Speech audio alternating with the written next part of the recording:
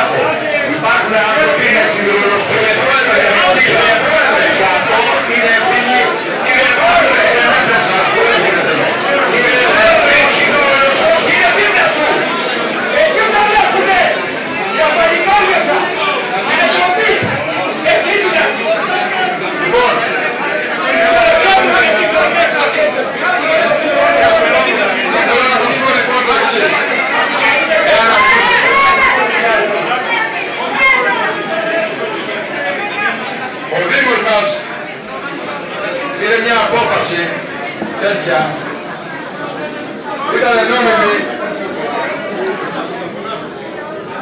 Γιατί την πήρε αυτή την απόφαση?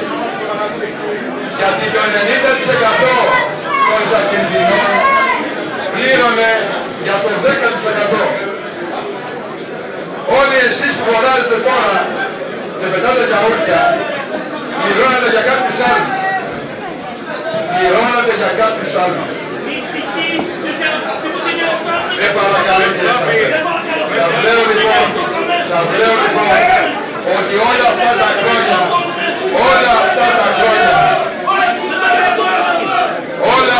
χρόνια χάσαμε όλοι μία πλάνη.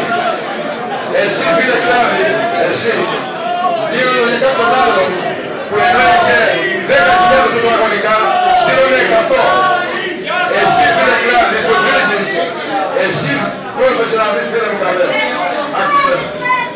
Εσύ φίλε Κλάδη που βρίζεις και ο άλλος εδώ για όρτα, πλήρωνες τόσα χρόνια κάποιον που ενώ είχε 10.000 τετραγωνικά, δίνονται 0. Εσύ φίλε Κλάδη που βρίζεις τόσα χρόνια πλήρωνες κάποιον που είχε 15.000 τετραγωνικά και δίνονται 200. Κάνε να μιλήσω.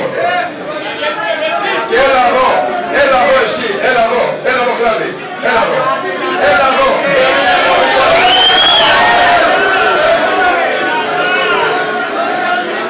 Σε παρακαλώ, τουλάχιστον να ακούστε έναν από εσάς. Πού μένεις?